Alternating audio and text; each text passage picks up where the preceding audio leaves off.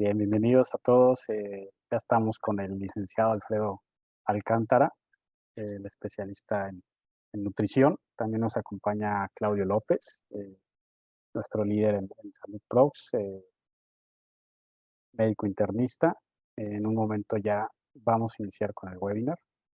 Estábamos conversando con el nutriólogo. La verdad es que son temas muy interesantes los del día de hoy y creo que va a ser necesario que participes otra vez porque yo creo que el tema de mitos es muy extenso y se requiere más tiempo para abordar todo.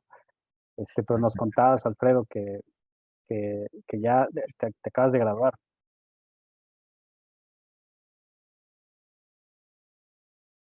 Sí, estás en mute. Sí, sí. Muchas gracias. Perdón, es que lo había silenciado. Okey. Sí, claro, ya estamos prácticamente solo por recibir el famoso documento, ¿no? de actualización. Pero ahorita como la Universidad Nacional Autónoma de México desgraciadamente está en paro, pues todos los procesos administrativos se detuvieron y pues bueno, hay una serie ahí de consecuencias que no permiten que la parte administrativa y operativa haga su trabajo. Así que Bueno, el bueno, documento seguimos, falta, seguimos. pero el conocimiento está. Es correcto, es lo más importante. Perfecto. Pues muchas felicidades por ese Nada, logro. muchas gracias.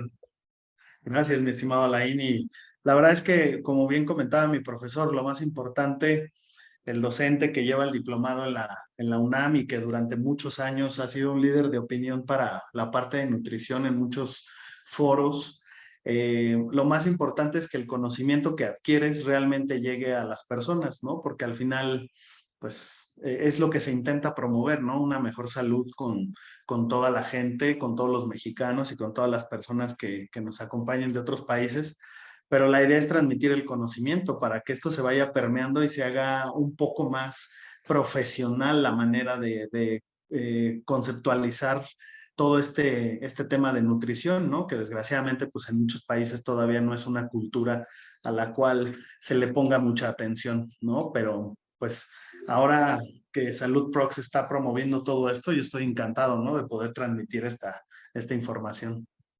Sí, y fíjate, yo sé que no quiero adelantar pero yo sé que lo vas a tratar, o sea, este tema de compartir información, no solamente compartir información, sino información que sea verídica y soportada por la ciencia, por especialistas y demás, ¿no? Porque allá afuera hay información de todo tipo que quién sabe de dónde viene y a veces uno le hace caso, ¿no? Yo te preguntaba un tema del fasting relacionado con productividad y demás, que creo que va a ser de las preguntas que van a salir al final, pero destacar esa importancia, ¿no? De que la información que recibas, que promuevas, que compartas, realmente venga de fuentes confiables y verídicas y validadas. Sí, sí, exactamente. Vamos a presentar la estadística de México, pero es muy importante conocer que tenemos dos fuentes principales en México.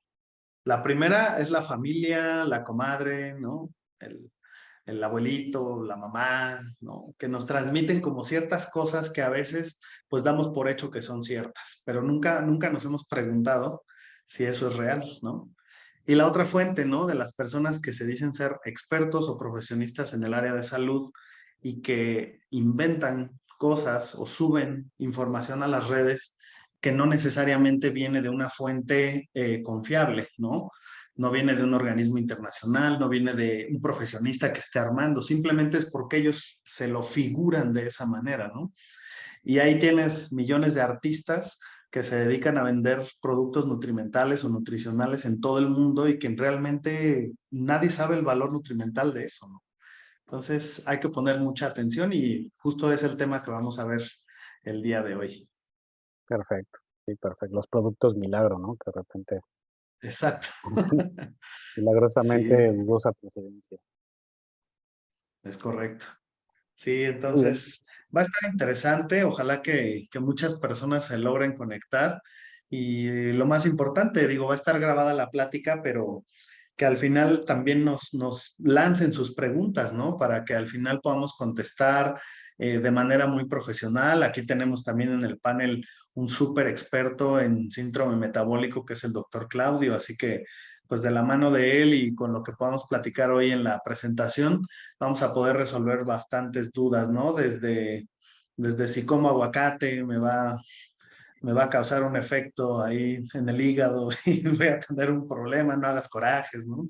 Ese tipo Oye, de fíjate, cosas sí, que esa es buena pregunta, pero bueno, la voy a dejar al final, ¿no? Que cuando uno se enoja no debe comer aguacate. O si estás asustado, cómete un pan. sí, ¿no? El famoso sismo de México, que ya es todo un clásico acá cada año en Ah, México. sí, caray. Pues también, ¿no? El bolillo es cuando más se vende, ¿no? En el año. Entonces, ese tipo de cosas son parte de los mitos de nutrición. Perfecto. Pues mira, yo creo que ya estamos listos para comenzar. Bienvenidos a todos los que se están conectando. Tenemos ya en el panel al licenciado Alfredo Alcántara, nutricionista por el Instituto Politécnico Nacional y certificado en síndrome metabólico por la Universidad Autónoma de México. Gracias, Alfredo. Es tu segunda conferencia. Gracias por acompañarnos, por dedicar este tiempo tan valioso para compartir esta información. También está conectado el doctor Claudio López, quien es médico internista y que es parte del equipo de Salud Prox y apoya también en cualquier duda que pueda llegar a surgir acerca de la, del tema de hoy.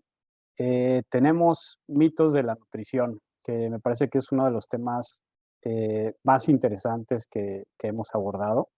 Le comentaba a Alfredo que seguramente vamos a tener que hacer otras sesiones por la cantidad de mitos que existen allá afuera sobre nutrición. Y pues seguramente abordaremos con otros especialistas otro tipo de mitos relacionados a la salud, porque afuera hay bastantes que no necesariamente son reales. Eh, Exacto. Gracias, Alfredo. Te dejo el micrófono. Bienvenido. Muchas gracias, Alain. Gracias número uno, por la invitación a volver a repetir sesión con ustedes. Es un gusto, pues, estar participando en este grupo novedoso de Salud Prox y en esta plataforma que realmente vale mucho la pena tener y sobre todo conocer, porque los aspectos de nutrición son una parte, pero también los aspectos médicos, los aspectos de cardiología, de otras especialidades, pues van a nutrir mucho de información a la mayoría de las personas que normalmente pues no abordan este tipo de temas, ¿no? Entonces, para mí es un gusto, así que pues muchísimas gracias y pues empezamos. Ya si tienen preguntas que quieran elaborar, me dará muchísimo gusto que se las envíen a la IN para que al final hagamos ahí una sesión de debate y podamos platicar qué tanto es cierto y qué tanto no. ¿Sale? Perfecto. Y comentarles que, vaya, que me manden las preguntas a través del chat. En el chat pueden ustedes escribir esas preguntas en el momento en que lo necesiten y al final de la sesión voy a ir leyendo esas preguntas para que Alfredo nos pueda contestar. Ujú. Listo. Exactamente. Pues de acuerdo, vamos a comenzar. Les puse por ahí el tema de nuestra agenda del día de hoy. Es muy importante que ustedes sepan, vamos a abordar el tema así de mitos de nutrición, pero antes tenemos que regresar un poquito a las bases, ¿no? Realmente, ¿de dónde se han originado estos mitos? ¿Por qué existen estos mitos? ¿Quién los ha promovido durante tanto tiempo? Y lo más importante de todo, confirmar si estos mitos, porque su nombre así lo dice, pues bueno, es real o no es real, ¿vale? Vamos a hablar un poquito de las realidades de la alimentación más allá de los mitos y por supuesto al final, pues las recomendaciones y lo más importante, pues el tener toda la información suficiente para contestar sus preguntas. Entonces, vamos a empezar con el tema de redes sociales.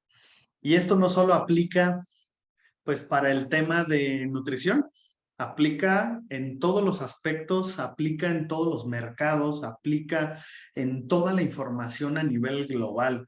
Realmente es un abordaje impresionante cómo al día de hoy tenemos tanta información en las redes.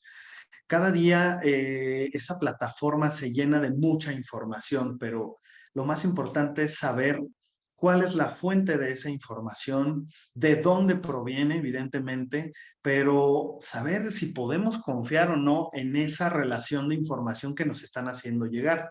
Es muy importante que antes de poder emitir un comentario, solicitar información, tomar una decisión sobre un alimento, un medicamento, una compra o algo relacionado en redes, estemos volcados en hacernos la pregunta, ¿realmente lo que estoy leyendo y entendiendo en la parte de estas redes sociales es verdad?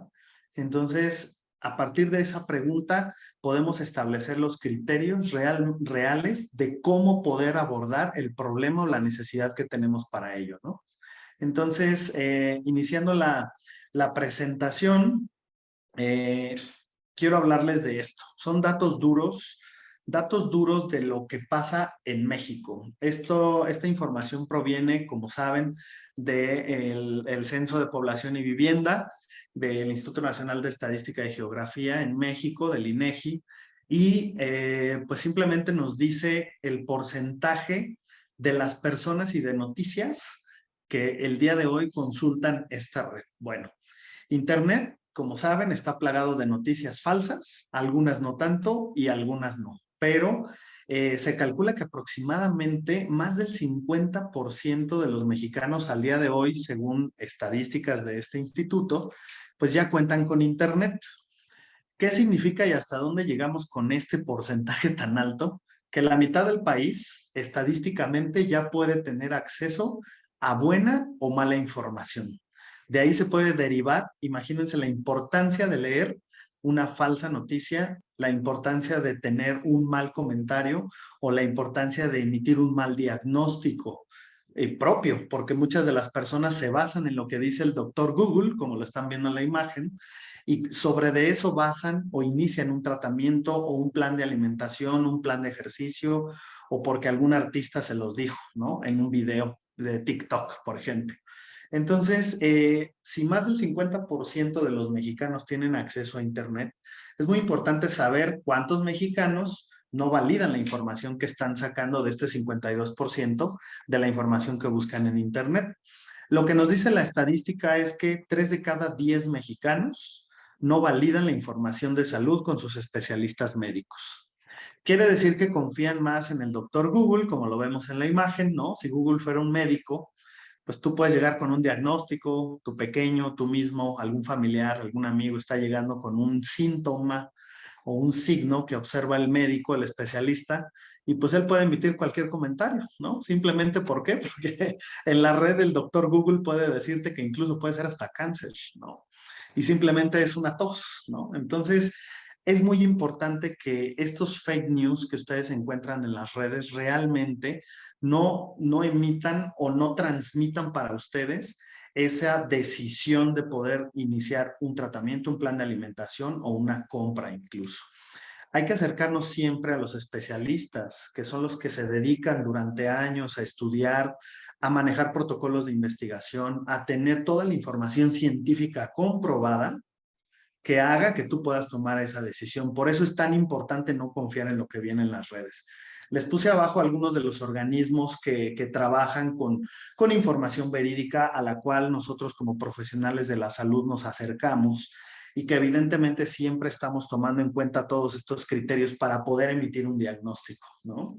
En este caso, ustedes ya conocen la Organización Mundial de la Salud, tenemos la OPS, la Organización Panamericana de la Salud también, la American Heart Association, que se dedica a toda la parte del estudio del corazón, la American Diabetes Association, que también es un instituto muy importante y sobre la cual muchos de los especialistas en nutrición basamos nuestra información y nuestros criterios para poder tomar la decisión de acceder hacia un diagnóstico clínico. Y hay otros organismos, ¿no? Como la Asociación Latinoamericana de Tórax, que basan sus criterios y sus estudios para que los especialistas, por ejemplo, en neumología, tomen la decisión de emitir un diagnóstico. Entonces, ¿qué va de estas instituciones de gran peso a nivel latinoamericano y a nivel mundial contra lo que nos pueda decir el doctor Google, ¿no? Es muy importante que tomemos en cuenta que no debemos pertenecer a esta estadística de 3 de cada 10 mexicanos que no validan la información que están entendiendo en Internet. Entonces, Si me ayudas con la siguiente, mi estimado Alain, por favor. Realmente nuestros mitos o los mitos que conocemos al día de hoy, pues están basados mucho en este tipo de información. Como profesionistas de la salud, tenemos que responsabilizarnos de la información que emitimos hacia los pacientes. Entonces, nuestro trabajo es desmentir este tipo de información. Nuestro trabajo es lograr que ese paciente que observó una noticia o información en Internet realmente la pueda confirmar con un especialista. Nuestro trabajo como especialistas en salud es también discernir entre qué es bueno para un paciente y qué no es tanto para otro. ¿Por qué? Porque para lo que un paciente puede ser un plan de alimentación correcto, para otro paciente que cuenta o cursa con algún padecimiento específico puede ser que no. Entonces, aquí aplica la regla. Es un traje a la medida, como lo veíamos en el webinar pasado. No podemos ponernos el traje de otra persona porque muy seguramente no nos va a quedar. Tenemos medidas específicas y que además tenemos que establecer para nuestro propio organismo. Así que es lo mismo para la alimentación. Nuestra dieta puede estar basada en generalidades o el plan de alimentación que nos emitan o que pensemos que tenemos que hacer, pero realmente un especialista nos tiene que guiar acerca de cómo podemos iniciar un plan de alimentación correcto a nuestras características fisiológicas, metabólicas, anatómicas, etcétera, etcétera, ¿no? Por lo tanto, la siguiente, mi estimado Alain, me puse a investigar realmente si había un estudio. Sorprendentemente sí lo encontré. Es un estudio de cuántas mentiras en el área de salud existen, ¿no? Ustedes pueden ver ahí el hashtag, lo pueden buscar, es Salud sin Mentiras. Este estudio arrojó información de que 4 de cada 5 profesionales de la salud recibían pacientes que previamente o ya se habían diagnosticado o ya habían leído características de algunos signos y síntomas que ellos tenían, o simplemente habían tomado ya información de alguna fuente para poder emitir su propio diagnóstico. Entonces, quiere decir que más del 80% de los pacientes que recibimos en el consultorio, en la clínica, en el hospital, realmente ya se informó en el aspecto de qué pudiese tener. Y no me refiero solamente a redes, ¿no? Me refiero también al consejo de algún familiar, de algún amigo, de alguna persona que en teoría tuvo los mismos síntomas y que probablemente esté diciéndole, estoy seguro que tienes este diagnóstico, ¿no? Entonces, realmente es un estudio que se hizo para saber cuántas personas llegaban al consultorio ya con un diagnóstico previo. Entonces, es una estadística muy alta, es una estadística que realmente sí nos arroja información de valor al respecto como profesionistas, porque pues sabemos de antemano que 4 de cada 5 pacientes que recibamos en el consultorio o en la clínica ya van a venir sugestionados por alguna información, ¿no? Entonces hay que estar preparados para poder aclarar esas dudas. La siguiente, mi estimado. ¿Qué nos dice también esta estadística? Como bien lo comentábamos, más del 80% de esos pacientes acostumbran a buscar información en diferentes fuentes, lo que suscita que evidentemente, como la imagen lo describe perfectamente, si un familiar o una persona que dice ser un profesionista de salud en redes te sugiere algo, puedes estar arriesgando tu salud y puedes estar arriesgando tu integridad física y tu integridad general como persona, porque realmente no estás tomando un tratamiento adecuado, no estás llevando a cabo un plan de alimentación adecuado a lo que tú debes de tener. Y es muy importante que toda esta información nosotros como profesionistas de la salud podamos atender en cada paciente que entra por la puerta del consultorio. Así que se revela que evidentemente más del 80% de los pacientes ya vienen con información o una solución incluso de alguna persona o de alguna red social, ¿no?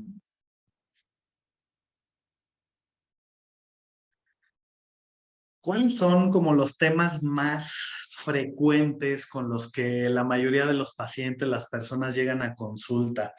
Bueno, dentro de los temas médicos más recurrentes en cuanto a rumores o a los fake news que vemos todos los días, pues es relacionado a tratamientos, número uno, no avalados por autoridades sanitarias. no falta alguna vez, digo, y no es que esté mal, pero al menos no tienen esa responsabilidad sanitaria de informar si realmente funciona o no. Pero ¿cuántas veces nuestros familiares nos dicen, oye, cómprate un frasco de fibra especial de la planta, no sé, ¿no? ¿De dónde? Y confías plenamente en que esa planta o de extracto de raíces de cualquier otra procedencia te pueda curar incluso hasta del cáncer, te cura de la diabetes, te cura de la artritis, ¿no? Entonces, ese tipo de productos que realmente les llamamos productos milagro, como lo comentabas, Alain, al inicio del webinar, pues realmente no tiene una etiqueta de quién se va a hacer responsable de lo que está vendiendo, de lo que está produciendo ahí. Y evidentemente también es un producto que desconocemos cómo se fabricó. ¿Se acuerdan de las reglas de la nutrición? Es un producto que debe estar higiénico, un plan de alimentación, por ejemplo, en este caso, aplica también a los medicamentos. Entonces, ¿qué tanta calidad tiene ese producto para empezar? Dos, ¿qué tanto valor nutrimental o qué tantos componentes nutrimentales tienen esos productos? Traen una etiqueta, pero no traen un número de legislación sanitaria que lo avale, no traen un responsable al cual poder acudir en caso de que llegase a suceder algo particular con ese producto, ¿no? Muchos de los pacientes también llegan ya con tratamientos no avalados de alimentación. Oye, resulta que tú tienes que hacer una dieta por 15 días donde nada más consumas azúcar, donde nada más estés consumiendo grasa, donde nada más estés consumiendo agua y la famosa dieta de la luna. Realmente este tipo de dietas o de planes que sugieren en redes no están avalados. Realmente no hay una existencia de un estudio característico que nos diga realmente si eso es verdad o no, o cuál es la fuente, de dónde proviene esa información.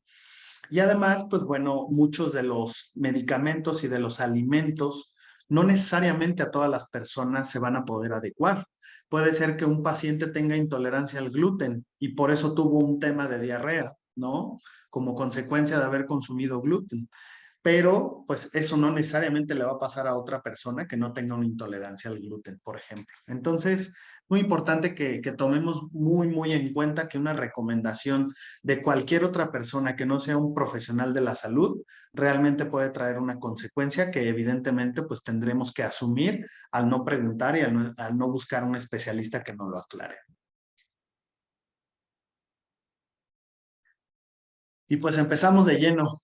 Yo les puse 10 mitos que son como los que yo considero un poquito más comunes. Hay otros que son más del tema coloquial, ¿no? Del lenguaje coloquial que manejamos todos los días, pero estos mitos realmente son los que yo encontré como más comunes dentro de la gente, dentro de las redes. Y quiero empezar con uno de los más importantes, ¿no? ¿Qué pasa si comes más alimentos integrales o menos alimentos integrales? ¿Realmente el pan integral es más benéfico que el pan blanco, por ejemplo? Bueno, es una pregunta muy buena. La realidad es que esto es falso, ¿no? Una cosa, como bien comenta ahí el texto, como bien está redactado, es que esta rebanada de pan integral contenga una cantidad un poco más elevada de fibra, porque evidentemente no ha sido sometido a un tratamiento industrial para refinar esos granos, ¿no? Sí tiene un cierto proceso y se mantiene la cantidad de fibra adecuada, pero al final la porción y la cantidad de calorías que aportan por carbohidratos complejos es casi la misma. Incluso hay panes integrales de diferentes marcas en el mercado que tienen más calorías que una rebanada de pan blanco. Entonces, realmente cuando nosotros queramos saber o intentemos descubrir la cantidad de energía que proporciona una rebanada de pan integral contra una rebanada, por ejemplo, de pan blanco, tenemos que voltear el empaque del producto y es algo que nos reforzaban muchísimo en el diplomado al cual me especialicé en la UNAM, que este estudio que tenemos que hacer cuando vamos a comprar nuestros productos, realmente lo tenemos que analizar fríamente y decir, ok, me están ofreciendo un pan integral de marca tal contra un pan blanco de marca tal. Es más saludable el integral porque contiene un poco más de fibra, pero en realidad la cantidad de calorías sigue siendo la misma. Por lo tanto, si ustedes están pensando en un plan de alimentación para reducir calorías y para poder bajar de peso y piensan que solamente consumiendo alimentos integrales es la solución, yo les diría que no es posible, ¿no? Tenemos que acudir con el especialista para que nos indique la cantidad correcta de alimento integral o de alimento blanco que nosotros podemos consumir, ¿no? No sé, Alain, si quieran ahí abordar alguna otra pregunta, nos esperamos al final.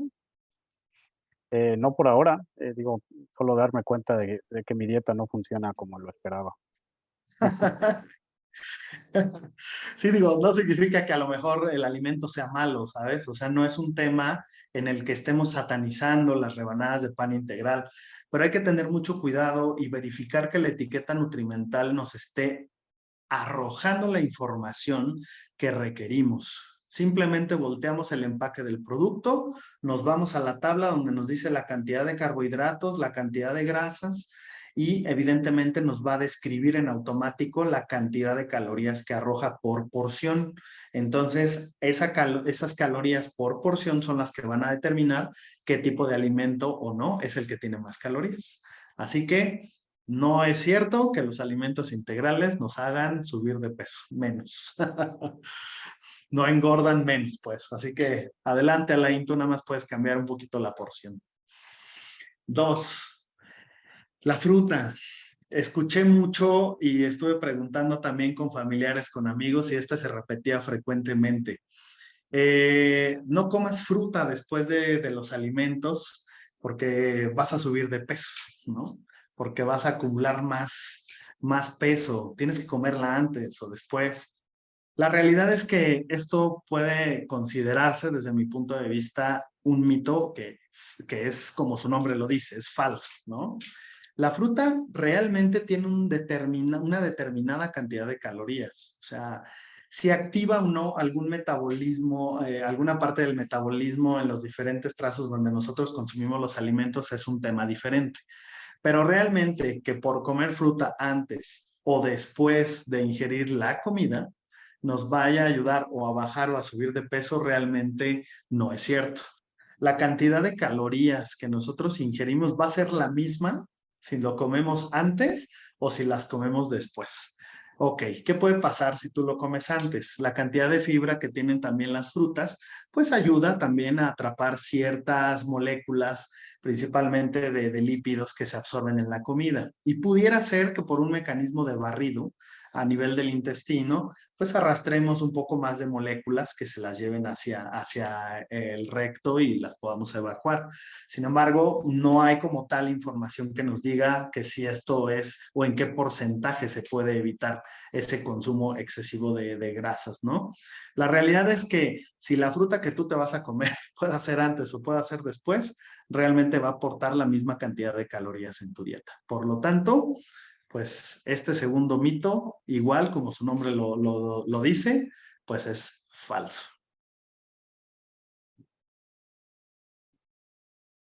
Este está muy bueno y seguramente todos los que son personas fit como Alain, seguramente se estarán preguntando, ¿no? ¿Qué pasa con los alimentos light, no? Es un hecho que existen porque están eh, intentando cubrir un mercado de pacientes que se preocupan o personas que se preocupan más por su salud. Es evidente que el abuso en la cantidad de carbohidratos de una dieta y es evidente que también la cantidad de azúcar que tú ingieres en un plan de alimentación diario, pues determinará la cantidad de calorías que tú vas a proporcionarle a tu organismo y por ende se activarán mecanismos de acumulación y mecanismos de activación de moléculas grasas, de sobretrabajo del hígado, de muchas otras cosas. Sin embargo, pues se diseñaron productos que de cierta manera sustituyen un poquito la adicción más grande que existe en todo el mundo. A pesar de que tenemos otro mercado que no quiero mencionar aquí en el foro, donde es muy adictivo, pero realmente las personas somos adictos al sabor dulce. Por lo tanto, de ahí viene este tema del abuso de consumo de productos azucarados e incluso también de productos con alta cantidad de grasa. pero básicamente este mercado de personas que están buscando lograr una reducción en la ingesta de calorías es porque pues su adicción a lo dulce es muy grande. Desde pequeños nos acostumbran, ¿no?, a consumir alimentos con una cantidad de azúcar muy alta, o simplemente por el sabor uno va generando un paladar, como le decimos, más, de forma más adictiva a este elemento. Sin embargo, los alimentos light no adelgazan como tal por sí solos. Realmente esto es falso. Si bien la cantidad de calorías que consumirás será menor porque no estás consumiendo directamente el elemento azúcar, bueno, también hay un abuso ya de la mayoría de las personas por utilizar este tipo de productos, ¿no? Hay mecanismos que están comprobados con estudios que también muchos de estos sustitutos de azúcar incluso pueden llegar a activar el centro del apetito. Y como consecuencia, pues evidentemente tú tendrás también este mecanismo de defensa de activar y comer más.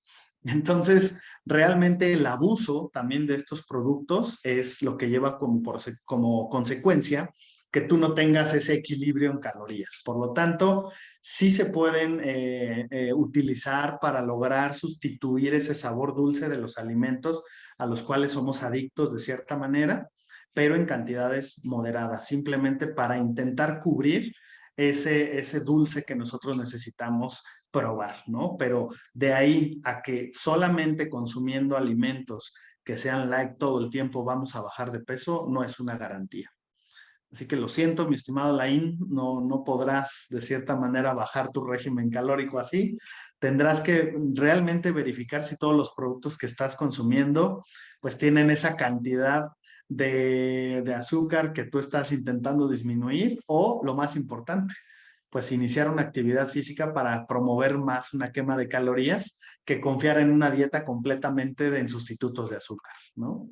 Definitivamente. Creo que el único que adelgazaba era mi cartera, porque luego esos productos son más caros, ¿no? Sí, de hecho, no hay como tal, pero incluso me quiero apoyar con el doctor Claudio. Hay diversos estudios donde incluso se promueve que a nivel de aterosclerosis también este tipo de productos llegan a tener una consecuencia. Entonces, se activan mecanismos metabólicos que causan, ¿no?, esta consecuencia. Entonces, doctor Claudio, esto nada más para confirmarlo. No, sí, definitivamente hay vías metabólicas que al activarse producen inflamación de la pared arterial. Por ejemplo, el caso son alimentos que disparan, sobre todo azucarados, que disparan mucha más cantidad de insulina, y eso puede ser echarle leña al fuego de la inflamación de la pared vascular y acelerar el proceso de aterosclerosis. Pero ese es uno de los elementos que pueden trabajar en ese sentido. O sea, al final, sean productos naturales, también los productos naturales son químicos y los químicos tienen Exacto. efectos. Exactamente. De hecho, muchos de ellos también promueven la creación de metanol, que de cierta manera, pues también son factores que combinados con otros elementos que provienen de estos productos, pues pueden llegar a desencadenar también algunos otros procesos metabólicos dañinos para el organismo, ¿no? Lo vamos a ver un poquito más adelante también. Muchas gracias, doctor Claudio. Entonces, la siguiente. Me acuerdo muchísimo porque, pues mi mamá me decía, ¿verdad? No te comas un alimento después de que esté refrigerado porque pues ya no te estás comiendo la vitamina, ¿no?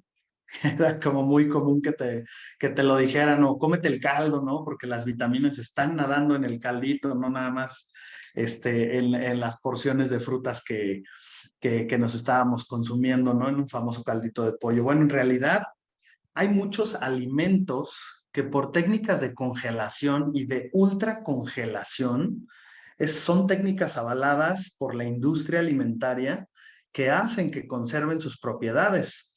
Si bien lo que cambia es el sabor, realmente no es porque haya perdido sus propiedades nutrimentales. En realidad lo que está pasando es que estos alimentos están perdiendo a lo mejor el tema del sabor, ¿no? Como tal. ¿Por qué? Porque están sometidos a un proceso industrial, si lo queremos ver de esa manera, o a un proceso de congelación o de ultracongelación que puede hacer que varíe el sabor. Pero eso no significa que esos trozos de verdura, de fruta que estén ahí en el refrigerador vayan a variar en su cantidad de nutrimentos. La verdad es que esto se puede considerar falso porque en realidad el congelar los alimentos incluso se utiliza muchísimo en la industria alimentaria para promover y conservar las propiedades de los alimentos. Insisto, lo único que pasa realmente es que se modifica un poco el sabor. ¿Por qué? Por todo lo que está sucediendo a esa temperatura. Pero en realidad un alimento después de congelado no va a perder sus propiedades. Incluso en la industria, y reitero, se pueden llegar a conservar esas propiedades nutrimentales. No sé si lo habían escuchado, pero yo sí lo había escuchado muchas veces, este tema del congelamiento de los alimentos. Sí, La bastante. siguiente, mi estimado Alain. Oye, ¿esto aplica también para otro tipo de alimentos, carnes, por Sí, ejemplo? aquí lo que se modifica son las texturas. Por ejemplo, carnes que han sido sometidas a una cadena de frío, ¿no? Que es desde que se toma la decisión de sacrificar, ¿no? Al animal. Y toda esa cadena de frío, toda esa cadena que mueve la carne durante mucho tiempo, pues evidentemente a lo mejor no modifica sus propiedades nutricionales. Lo que sí va a modificar es la textura, va a modificar evidentemente que la temperatura, el traslado y todos los agentes químicos, como decía el doctor Claudio, que al final se utilizan para conservar ese alimento, modifiquen, por supuesto, la textura y modifiquen la esencia de lo que es como un alimento. No es lo mismo un alimento recién utilizado, recién cortado, una fruta, por ejemplo, que una fruta, un pescado que ya tiene todo un proceso industrial atrás de él, ¿no? Entonces, lo que más puede pasar es que realmente ese alimento ya no sea completamente higiénico, porque nuestras amigas bacterias que ya trabajaron sobre ese alimento están llevando a cabo todo un proceso de creación de colonias que se van aumentando conforme aumenta esa cadena o el tiempo en el que se pretende conservar el alimento. Entonces, la industria ha volcado procesos para verificar que sus alimentos, y por eso se utilizan fechas de caducidad, pues tengan realmente y se cumplan dentro de ese periodo, porque es o está calculado lo que va a durar ese alimento durante ese tiempo. Entonces, es muy importante que sepamos que realmente las propiedades puede ser, es muy probable que no se modifiquen nutrimentalmente, pero sí hay que estar muy pendientes de que realmente ese alimento pues ya trae detrás todo un proceso industrial y un tiempo determinado, para lo cual el alimento puede ser que no sea fresco, más no nutrimentalmente bajo.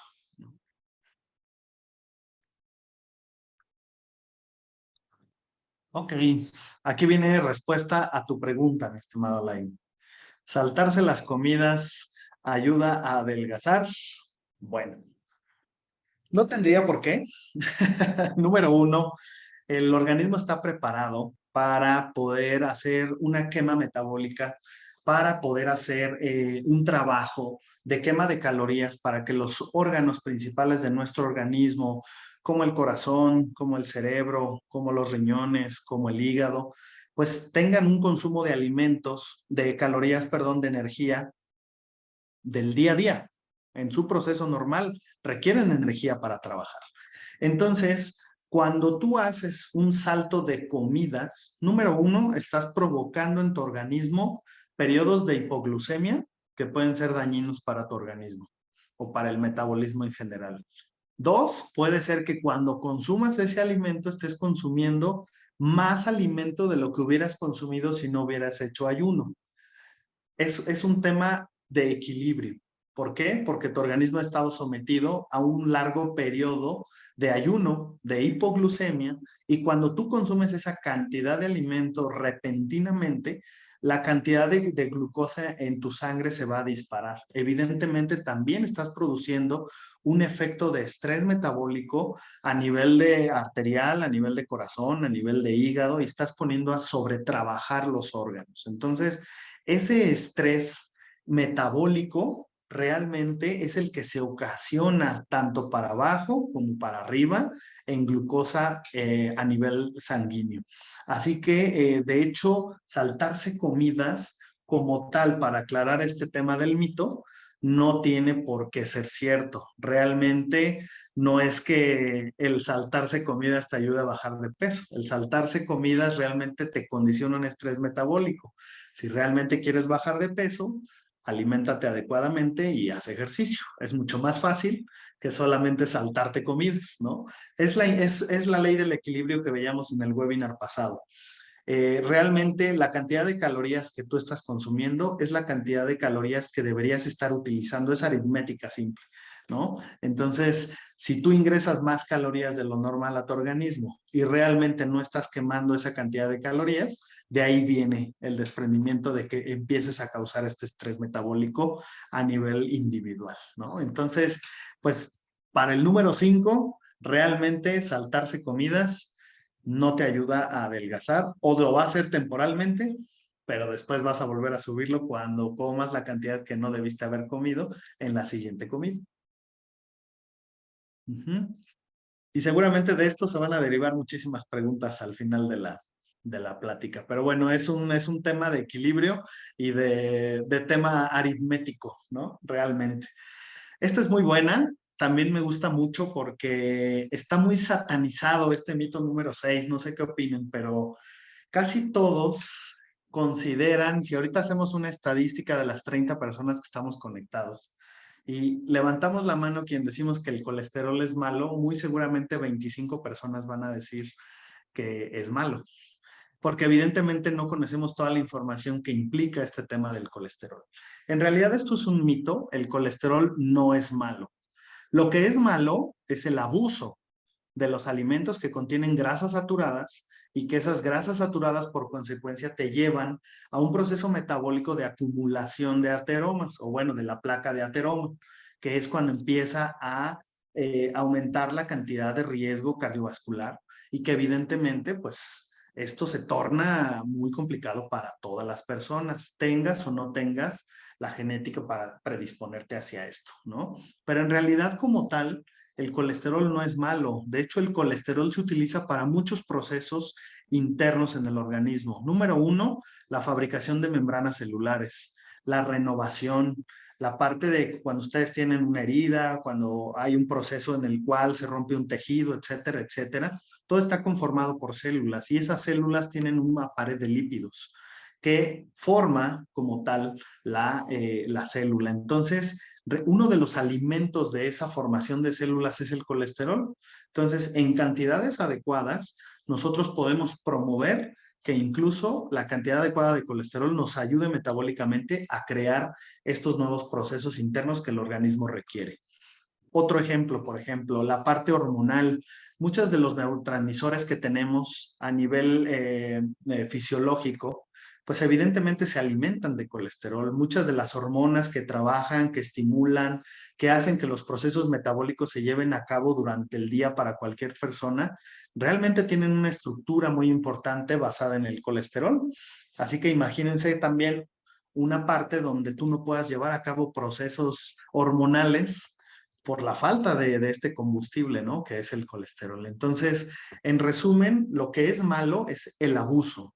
La mayoría de las dietas no se controlan en cantidad de grasas saturadas y esas grasas saturadas evidentemente lo que condicionan es que aumente la cantidad de grasas no deseadas en el organismo y de ahí como consecuencia se derive la parte de una consecuencia metabólica o de una enfermedad. Así que es muy importante que el especialista en nutrición, el médico internista o el médico que lo esté atendiendo, realmente le ponga una cantidad y un plan de alimentación adecuado para lograr la cantidad de colesterol que se requiere en el día a día, decirle qué alimentos son los que lo contienen y en qué cantidad, y de ahí partir para elaborar este famoso traje a la medida, ¿no? Entonces, no satanicemos el colesterol, realmente no es malo. Por ahí dicen, oye, nunca consumas huevo, ¿no? También es otro de los mitos. ¿Por qué? Porque se te va a elevar el colesterol, como dice la canción. Realmente, incluso en una dieta de una persona saludable, está autorizado 1 o 2 piezas de huevo a la semana. O sea, realmente no es malo. Lo que pasa es que también abusamos de ese tipo de alimento o de elemento en nuestra dieta y eso es lo que condiciona a que tengamos estos problemas cardiovasculares a futuro, ¿no? Entonces, resolviendo este mito, por favor, quitémosle el estigma de que el colesterol es malo. Es malo en exceso.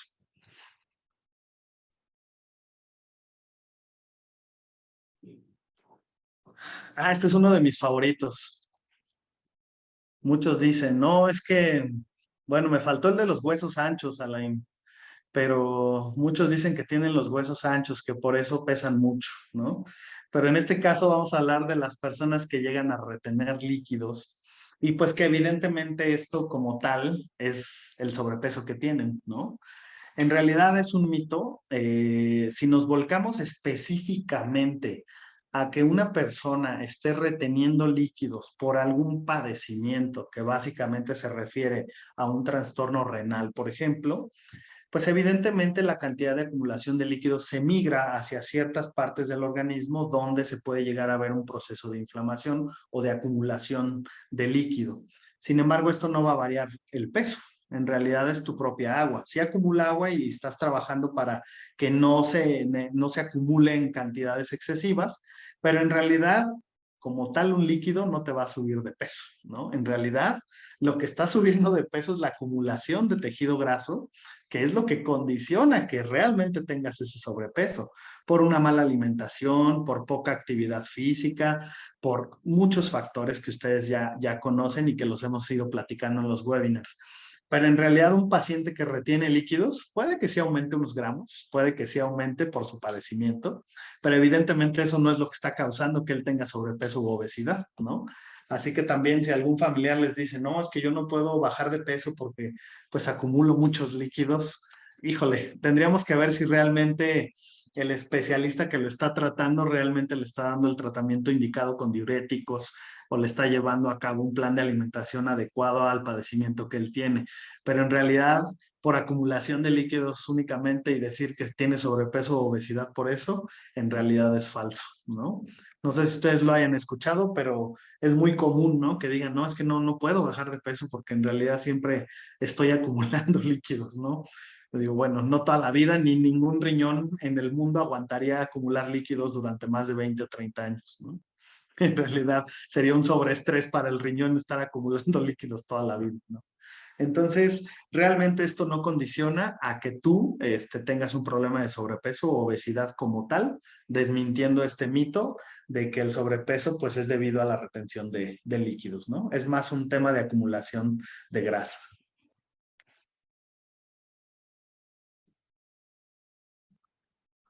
Esto es muy bueno. Personas que cuidan su salud, por ejemplo, que están empezando a hacer una actividad física, personas que de repente quieren pensar en que pues quieren cambiar rotundamente de hábitos de alimentación, personas que buscan la manera de tener una vida más saludable y que al distinto de las personas que realmente no se preocupan mucho por su salud, también caen a veces en un exceso, ¿no? En un exceso en pensar que la responsabilidad cuando intentas hacer un cambio de hábitos tiene que ser necesariamente también el tomar de más algún tipo de suplemento. Esto no realmente sería cierto. Realmente es un mito también. ¿Por qué? Porque al final la dieta equilibrada, un plan de alimentación adecuado a tu padecimiento, a tu edad, el traje a la medida que siempre hablamos, con todo en equilibrio, no necesitas realmente acumular o tomar un suplemento vitamínico o un producto adicional que te ayude a mejorar tu salud. Para eso existen especialistas en salud que si tienes algún tema de avitaminosis, tienes algún problema hepático, tienes algún problema en cualquiera de otros de nuestros órganos, tendríamos que hacer una suplementación en caso de que esto no pudiera darse naturalmente. Pero si una persona normal ha decidido cambiar sus hábitos de alimentación, hacer ejercicio, cambiar su dieta, etcétera, no requiere de una suplementación, a menos que esté vigilado por un profesional de la salud para que le diga realmente la cantidad de vitaminas o la cantidad de suplementos o de complejo B o de algún otro suplemento alimenticio que se requiere para su padecimiento o para la actividad que va a iniciar. Así que si tú tomas la decisión de que porque estás haciendo más ejercicio, estás haciendo un cambio de alimentación y dices en automático voy por mis vitaminas para sentirme mejor, realmente no es lo recomendado. Es como tal un mito porque al final tú no sabes la cantidad de macro y micronutrimentos que necesitas en tu día a día. Eso lo tiene que equilibrar junto con el profesional de la salud, la cantidad de producto que tú requieres o qué tipo de producto puedes suplementar en tu plan de alimentación. Porque en resumen, como lo dice su nombre, es un suplemento, pero en realidad tú no sabes si lo necesitas o no. Entonces, pues no nos podemos arriesgar a consumir un producto que realmente no sabemos si necesitamos o no. Así que, como tal, esto yo no lo recomendaría. Realmente sí pudiera ser un mito.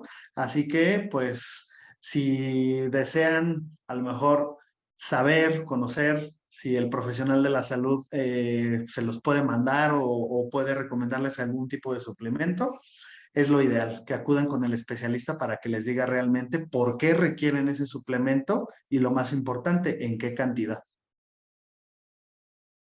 Ujú. ¿Qué tal este? Este está buenísimo, ¿no?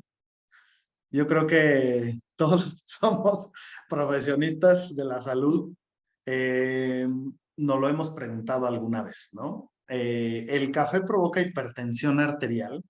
¿De dónde proviene este mito? Proviene de que muchas de las dietas que se utilizan pues para poder activarte, ¿no? O de repente para poder tener un poco más de energía durante el día, pues es asociado a productos que tienen cafeína, que son estimulantes naturales, ¿no?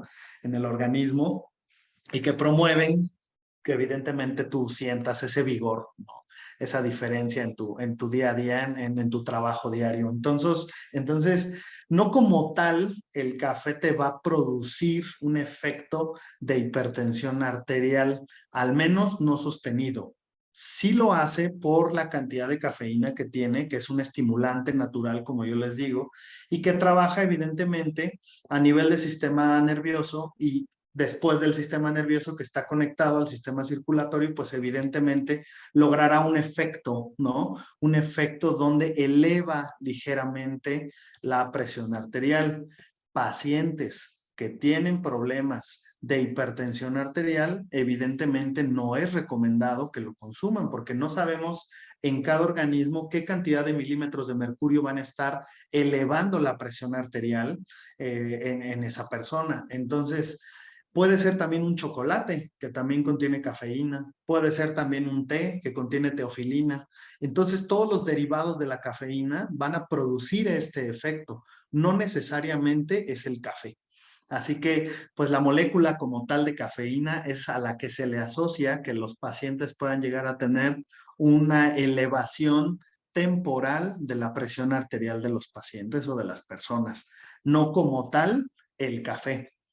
Pero si es un paciente hipertenso, si es un paciente con problemas de aterosclerosis o si es un paciente con algún otro padecimiento, cuidado, ahí sí tenemos que medir la cantidad de café que estamos consumiendo o de producto que contenga cafeína. En una persona que no tiene un padecimiento, incluso se ha demostrado que pues el café como tal tiene antioxidantes naturales que también pueden beneficiar a la salud, pero es como todo, es un equilibrio. El abuso de este tipo de alimentos también, no te vas a empacar, como dicen, 10 copas de vino para causar un efecto cardiovascular benéfico. Es de la misma manera con los alimentos. La recomendación es una copa, por ejemplo. Pero en este caso, pues no te vas a tomar 10 tazas de café y eso evidentemente te va a condicionar a un efecto hipertensivo normal con el cual reaccionaría tu organismo. Así que como tal el café, pues no provoca como tal o desencadena la hipertensión arterial. Recordemos, perdón, que esto también tiene un tema genético, un tema de metabolismo y es un tema muy grande que solamente asociar la hipertensión arterial con el consumo de café, ¿no?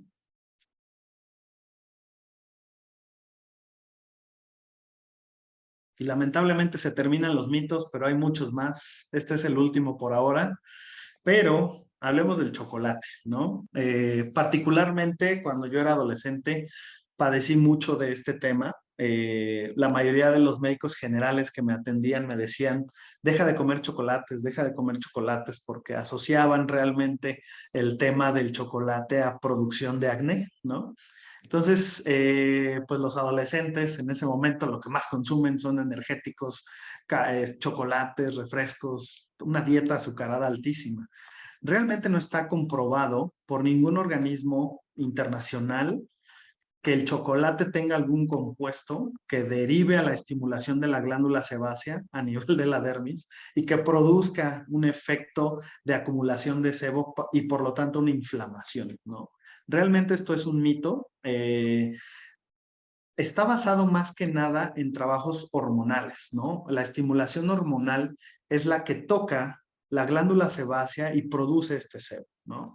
Realmente, si pudiéramos asociarlo a una dieta, yo creo que menos del 10% de la dieta que una persona consume, porque sí tiene que ver en general la dieta de grasas saturadas en el organismo, pero como tal, que el chocolate produzca el acné definitivamente en las personas, también es un mito. Es más, reitero, una asociación a nivel de trabajo hormonal estimulando estas glándulas sebáceas en la piel que por consumir específicamente chocolate, que incluso recuerden que tiene aceite de origen vegetal en la mayoría de los casos. Entonces, realmente no produce como tal una inflamación y acumulación de sebo en la piel de las personas. Así que este mito número 10 de que el chocolate produce acné, pues en realidad es falso, ¿no? Así que, pues para todos aquellos que le han restringido el chocolate a sus hijos o a algún familiar esperando que baje el nivel de acné, pues no necesariamente tiene que ver este mecanismo para el desencadenamiento del acné en las personas, ¿no? Entonces, ¿qué es lo que necesitamos hacer para poder desmentir, para poder continuar con el tema de cuidarnos, ¿no? En realidad estamos pensando y estamos en este foro, pues porque queremos respuestas, ¿no? De las preguntas que todos los días nos hacemos, que nos transmitieron desde la familia, que hemos visto en internet, etcétera, etcétera. Pues realmente tenemos que seguir las reglas básicas de la nutrición que las vimos en el primer webinar. Tenemos que tener una dieta higiénica, una dieta variada. Ahí están viendo mi recomendación del plato saludable, donde el 50% de nuestro plato provenga, ¿no?, de origen vegetal, el 25% con nuestra porción diaria que requerimos de proteína animal y también la parte de cereales, ¿no?, para la reserva energética que requieren nuestros órganos. Y todo este cúmulo, junto con las frutas, junto con el consumo de agua, realmente es lo que tenemos que seguir en plan todos los días. Tiene que estar adecuado a lo que necesitamos, adecuado a nuestro padecimiento, a nuestra edad, a nuestro trabajo físico. Tiene que ser suficiente en la medida de lo posible. Entendemos que evidentemente en todo el mundo hay un tema de hambruna muy importante, pero pues en la medida de lo posible lograr este parámetro y sobre todo que esté equilibrado en nutrimentos. Realmente la decisión es de nosotros, podemos tomar un camino u otro, pero en realidad quien está parado en medio de la disyuntiva somos cada uno de nosotros. Así que nosotros decidimos realmente qué queremos comer, si queremos vernos de una manera de alimentos chatarra o con una manera de alimentos equilibrados, no necesariamente solo verduras como lo platicábamos la vez pasada, y tomar la decisión de que realmente todas estas reglas se pueden cumplir en la medida de lo posible, ¿no? Así que en conclusión, no se dejen llevar por las noticias que vienen en Facebook, no se dejen llevar por aquellos deportistas, ¿no?, que de cierta manera dicen conocer la nutrición. Ahí tienen artistas que sacan sus licuados milagro, que simplemente porque están en ciertas televisoras, pues tienen un alcance muy importante en la mayoría de las personas y que dan recomendaciones sin fundamento, ¿no? Yo recuerdo una artista que decía, le preguntaron, ¿cómo le haces tú para bajar de peso, para mantenerte en forma? Y ella decía, yo no consumo ningún tipo de carbohidrato.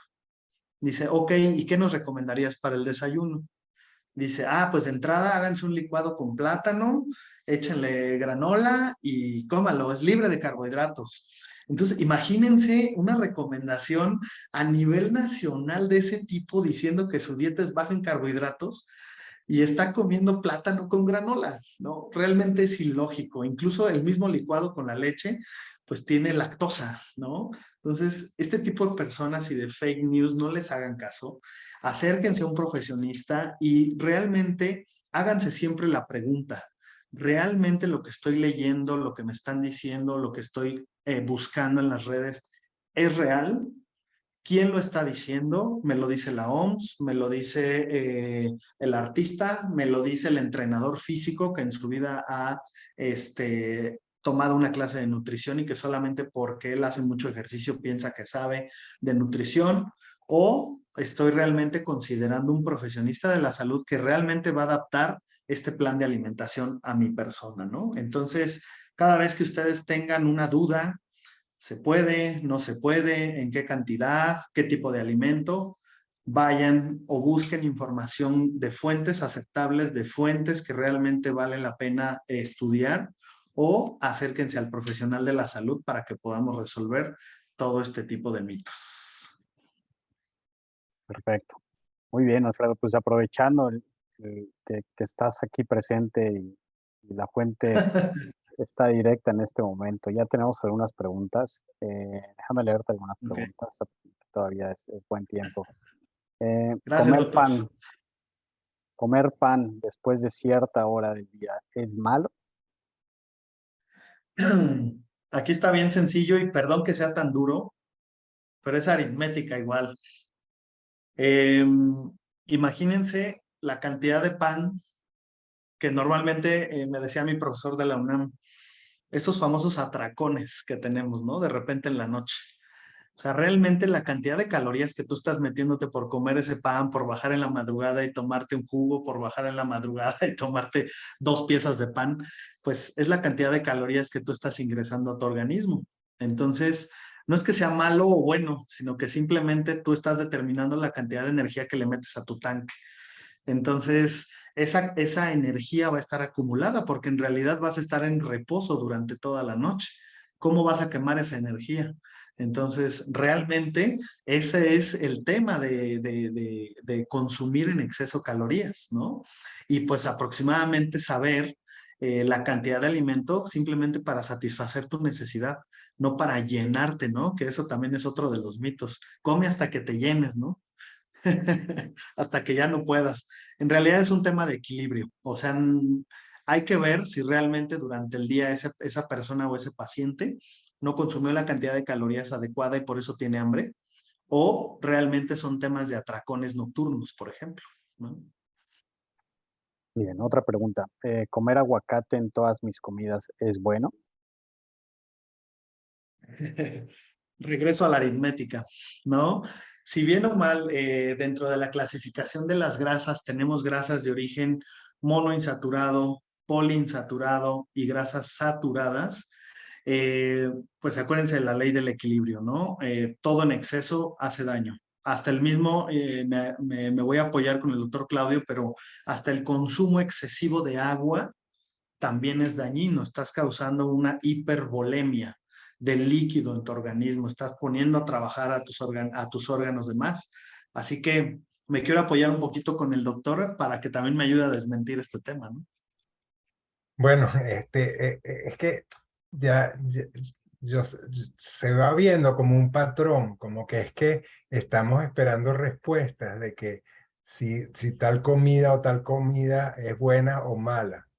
Resulta que la dieta es una estrategia para la vida.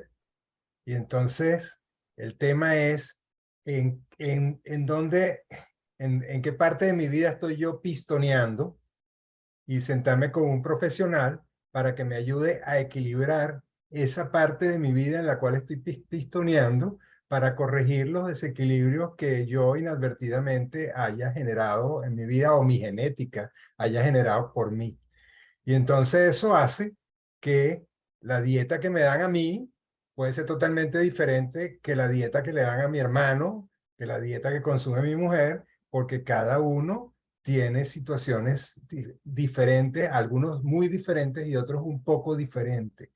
Y no ver la comida como un absoluto de que hay alimentos buenos y alimentos malos, maneras de comer buenas y maneras de comer malas, porque eso no tiene nada que ver con la realidad. Es más, cada vez más la investigación médica lo que termina diciendo es que todas las estrategias que usted agarre son similares cuando agarra grandes grupos de población. Entonces, el tema es, en lo particular, en mi desequilibrio específico, ¿qué es? ¿Cuál es la manera, la estrategia mejor para enfrentarlo? Y estoy hablando de estrategias mejores, no de únicas. Es Entonces, correcto. ese es el trabajo del profesional.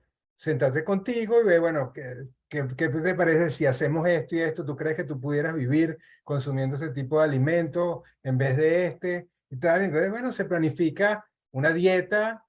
A mí me gusta más una manera de comer porque me gusta pensar en el largo plazo, y no pensar en sostenimiento de estrategias durante 1, 2 o 3 meses, sino toda una vida para Es correcto. equilibrar mis déficits, mis problemas personales. Exacto. Sí, porque en realidad, y perdón que insista tanto, pero es un traje a la medida. O sea, de verdad, no todas las personas, y respondiendo a la pregunta de que si consumo grandes cantidades de aguacate me puede hacer daño, puede ser que sí. O sea, en realidad, la cantidad que se sugiere en un plan de alimentación está equilibrada para esa persona, porque si bien o mal se utiliza este tipo de alimento o fruto, ¿no? Como tal para incluso elevar niveles de HDL en los planes de alimentación que se dan a los pacientes. No necesariamente, y me refiero a HDL con el colesterol bueno, no necesariamente el comer todos los días sin hacer actividad física va a promover a que tu HDL o tu colesterol bueno suba. Entonces tiene que ser todo en equilibrio. Y la cantidad de aguacate o de cualquier otro fruto o de cualquier otro alimento que contenga la cantidad idónea de grasas monoinsaturadas o de grasas poliinsaturadas será independiente del plan de alimentación de otra persona. Así que tendría que acercarse a un profesional, hacerle una evaluación, hacer bioquímica sanguínea, verificar que sus niveles de colesterol y en todas sus versiones LDL, HDL, VLDL y triglicéridos estén correctas. Y si están correctas, ok, quiere decir que la dieta está funcionando en ese tema. Pero si tiene una alteración de triglicéridos, por ejemplo, entonces no es tan bueno que esté consumiendo todos los días aguacate en su dieta, ¿no? Hay que hacer muchas pruebas, hay que determinar bioquímicamente qué es lo que está pasando y tener en cuenta que pues cada persona varía la cantidad de alimento que requiera por su estatura, por su peso, por su actividad física. Entonces, eso es lo que tenemos que determinar los profesionales de la salud. Y hay otra cosa que es conveniente saber, que los profesionales de la salud no somos ningunos oráculos de nada. Tenemos estrategias que el conocimiento nos ha enseñado, el conocimiento compartido nos ha enseñado que son más adecuadas para manejar algunos problemas.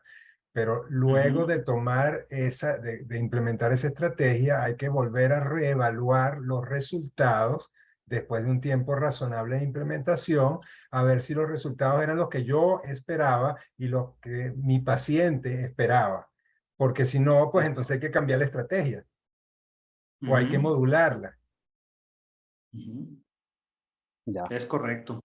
Sí, siempre hay que dar un seguimiento, honestamente. Eso no se puede evitar. O sea, el profesional de la salud que no le da un seguimiento a un paciente realmente, pues no le importa si está sucediendo o no con éxito su trabajo, ¿no? Así que es completamente cierto lo que el doctor Claudio comenta.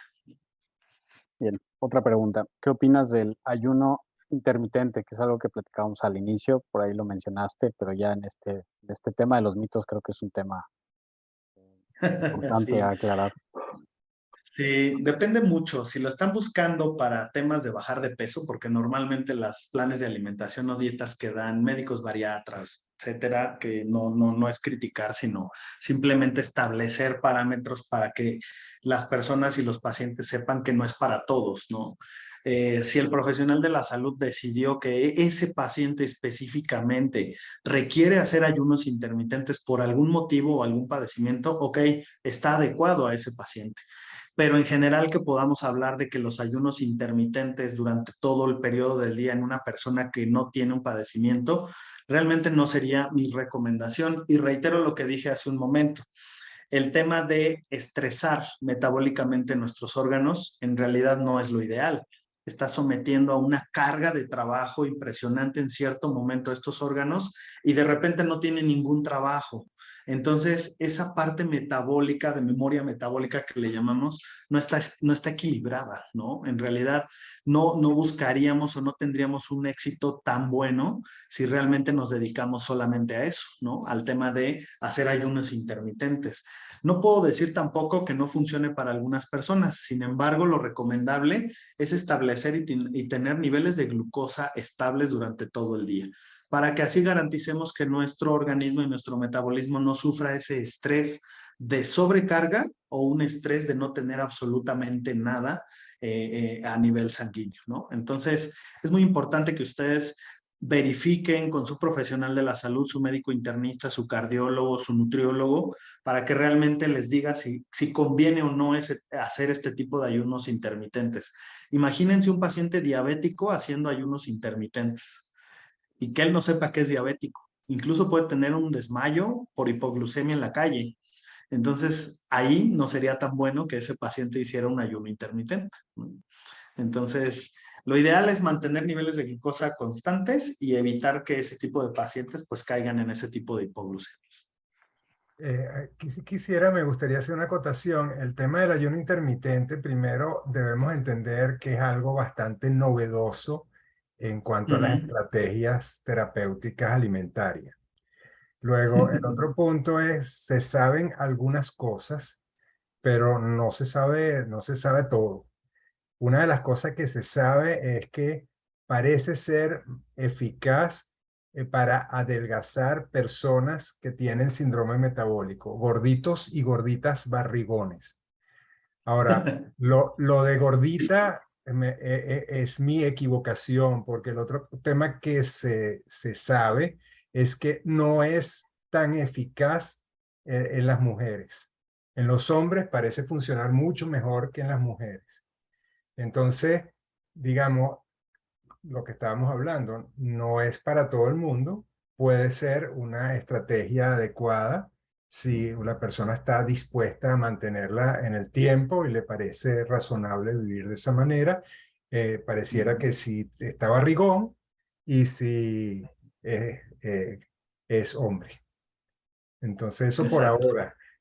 Se está tratando de implementar en otros ámbitos. Parece que hay ciertos indicios de que algunos pacientes recibiendo algunos tipos de quimioterapia disminuyen la toxicidad de la quimioterapia si hacen ayuno intermitente. Todavía no se sabe con claridad qué quimioterapias sí, en qué quimioterapias no. Pero bueno, por ahí se están descubriendo varias cosas al respecto, pero todavía es poco lo que se sabe. Sí, no, y evidentemente reiterar, o sea, no es para todos, ¿no? Realmente no podemos agarrar y decir, este traje nos queda a todos para poder disminuir de peso. Como bien comenta el doctor Claudio, realmente hace falta investigación, ¿no? Que determine que realmente esto funciona o para qué tipo de población podemos adaptarlo. Pero en realidad que sea ese plan de alimentación milagroso que todos estamos esperando, pues en realidad no es así, ¿no? Perfecto. Siguiente pregunta, ¿la tortilla engorda? Pues la tortilla va a seguir siendo delgada, pero el tema es que la persona que se come el medio kilo de tortilla sí va a engordar y va a engordar muchísimo. No, miren, ese es un mito muy bueno. La verdad es que sí me faltó ponerlo, pero les voy a decir algo. Si nosotros nos vamos y buscamos el sistema mexicano de equivalentes de alimentos, obviamente basado en la planilla de alimentos mexicanos, la tortilla es uno de los alimentos más completos que tenemos en nuestra canasta. ¿Por qué creen que forma parte de la canasta básica, no? Realmente una tortilla tiene una cantidad impresionante de fibra, tiene una cantidad de calcio, fósforo, tiene oligoelementos muy importantes y además es muy, muy utilizada Pues por la cantidad de proteína que tiene el maíz también, ¿no? Entonces, si lo vemos fríamente o bioquímicamente hablando como alimento, es un alimento muy completo. ¿Cuál es el tema? El abuso, ¿no? El abuso de que me como 4 tortillas en el desayuno, 2 más en el almuerzo, 3 en la comida porque fue chicharrón en salsa verde, ¿no? Y además llegas a cenar frijolitos y unas albóndigas con otras 3, 4 tortillas. O sea, realmente tú ya estás ingresando a tu organismo medio kilo de tortilla. Entonces, ¿cómo vas a hacerle para que esa cantidad de energía o de carbohidratos que estás ingiriendo realmente, ¿no? Pues lo puedas equilibrar y quemar esa energía? Como tal, si hay un plan de alimentación donde te sugieran que dejes la tortilla, híjole, yo lo vería ahí como un poco complicado, porque incluso la tortilla es un alimento muy equilibrado. El problema es la cantidad y el abuso de este alimento. Perfecto. Otra pregunta. ¿Cuántas calorías deben consumirse en cada comida o qué proporción se divide en el transcurso de las 3 comidas? Y me Ok. parece que pregunta si depende de la talla de las personas. Sí, evidentemente de acuerdo a nuestra complexión, a nuestra anatomía y a nuestro sexo, pues varía la cantidad de calorías que se requieren. No podemos hablar de que todos los organismos masculinos necesitan 2000 kilocalorías al día para poder mantener sus funciones vitales básicas y que las mujeres solamente requieran 1800 calorías. En realidad esto varía y perdón que también insista nuevamente con ese tema, pero depende mucho de diversos factores. Depende de la región en la que te encuentras, por ejemplo, ¿no? Porque hay un tipo de alimento que tú estás consumiendo en esa región donde vives. Dos, depende de tu complexión, tu peso, tu talla, tu condición metabólica. Realmente no puedo decir que 2000 calorías es lo sugerido, aunque la literatura nos dice que un plan de alimentación adecuado debe estar entre 1500, 1800 calorías y agregar un gasto energético de actividad física para llegar a unas 2000 aproximadamente. Porque en realidad esto sería dar mala información. Realmente lo que tenemos que hacer es trabajar sobre el índice de masa corporal de cada paciente, verificar su talla, verificar su peso, su actividad física y su padecimiento, si es que lo tiene o no, y sobre de eso trabajar el régimen calórico. Los nutriólogos utilizamos fórmulas o software que nos ayudan a saber con base en todos estos parámetros qué cantidad de calorías es la que se requiere o se sugiere para ese paciente. Ahora, no va a ser constante. Puede ser que ese paciente ahorita necesite 1500 calorías, pero mañana se inscribe a una carrera o un entrenamiento diferente y va a requerir más calorías. Tiene que volver a replantearse todo el plan para poder saber la cantidad adecuada de calorías. Entonces, sería muy aventurado decir que ahorita, por ejemplo, el doctor Claudio, por yo lo percibo, es una persona alta, es una persona de aproximadamente 80 kilos, espero que me esté equivocando, doctor Claudio, y que además, pues evidentemente tiene una actividad física todos los días. A lo mejor yo le puedo poner un plan de alimentación para 2500 calorías, pero solamente estoy pues imaginando las características de él, ¿no? Lo que debemos de hacer es acercarnos con el profesionista para que nos diga, con base en todos estos parámetros, cuál es lo recomendable en el régimen calórico de cada persona. Pero sí varía mucho la cantidad de calorías. Evidentemente, la mayoría de las personas, la mayor cantidad de calorías que consumimos es durante la comida. Entonces, si de estas calorías que tenemos 1500 calorías en el día, 2000, vamos a lograr que durante la comida consumamos la mayor cantidad, pues evidentemente el nutriólogo o el especialista les dirá qué porción es la que se requiere para ese tiempo en el día, ¿no? Pero en realidad sería muy aventurado aseverar que todos requerimos de ciertas calorías durante 24 horas, ¿no? Ok, fíjate, este ya había escuchado, ya había visto, leído en algún lado el mito. No sé si es mito. ¿El chocolate genera o puede ser detonante de la migraña? Ok. Yo, por temas de desintegración y como especialista en nutrición, sí sé que es un factor que condiciona junto con otros factores el desencadenamiento de un proceso migrañoso. Y les decía, más, ¿por qué? Porque este producto como tal, todos los derivados de la cafeína, todos los de teofilina, etcétera, pues condicionan a que una persona que padece de migraña pueda tener exacerbaciones del padecimiento. Pero para no mentirles, me gustaría nuevamente apoyarme con el doctor Claudio, porque al final es un proceso que trabaja a nivel del sistema nervioso central. Entonces, como alimento sí puede condicionar o detonar un poco más fácil el tema de migraña. El proceso metabólico, ahorita nos lo va a explicar el doctor Claudio. No, definitivamente en personas migrañosas hay una serie de alimentos, especialmente alimentos ricos en serotonina o capaces de disparar liberación de serotonina, que son capaces de generar una crisis de migraña.